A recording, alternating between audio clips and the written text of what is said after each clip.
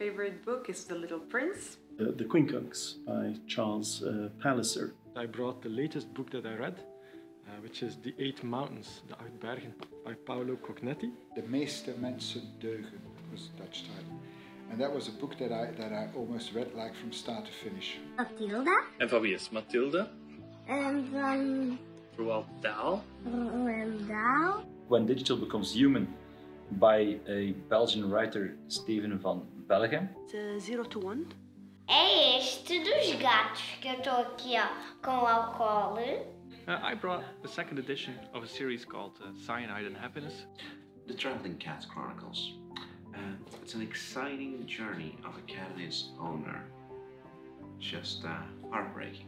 But then after about 150, 200 pages, then you start seeing that the different threads in the story, they start intertwining and coming together. The book was really inspiring and made, well, or laid down the foundation of the work that I do today. Which is my favorite internet cartoon, because they started off as an internet cartoon. There are 3 guys with very specific kind of humor. You need to be a fan of that, which I am. If I would be like with my sisters, I would be able to finish the whole story, like helping each other.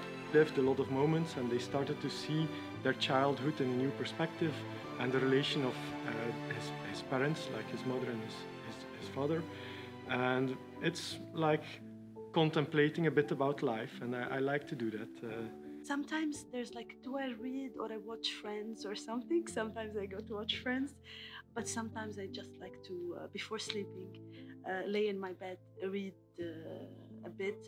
But the problem is that I don't fall asleep because I'm so excited, and then I end up for an extra 2-3 hours. It takes us right into the story, just like a movie would. En haar vader is heel streng voor haar. En als ze op haar kamer een boek aan het lezen is, dan pakt haar vader het af en scheurt hij dat boek en gooit hij dat in de prullenbak. Ook al als het boek van de piep is, doet hij dat. E está aqui no livro qual é o movimento que os gatos fazem para cair sempre em pé. Is that it describes how, even though we're more and more living in a digital world, that, ironically enough, the human factor, the human touch, is again becoming more and more important. First book that I remember would be The Twins at St. Clair's. My first book was a gift from my grandma, actually. It was The Wizard of Oz. She gave it to me on, I think, my 6th or 7th birthday. The first book I remember is the book about Robinson Crusoe, who is I'm not sure what he was, but he was on a ship and it broke down, and then he ended up on an island all by himself. I remember reading Willy Wonka and the Chocolate Factory, and also a Dutch series called Pietje-Pukker, which is about a mailman. And the guy had the same name as myself, so I just I lended those a lot out in the library. No te rías, Pepe is one of the first books that probably my mom read to me, so that's why I remember it. It's from Keiko Casa. Books of which I have a vivid recollection are the books of a series, The Chameleon, from a couple of kids up in northern Holland. Stopt in Spijkerbroek. We have no idea how to translate that. It was a novel for children about a young guy who was thrown back into the days and then had to go on a crusade, but yeah, then in his jeans pants. Yeah, that's for me, that's the oldest book I remember.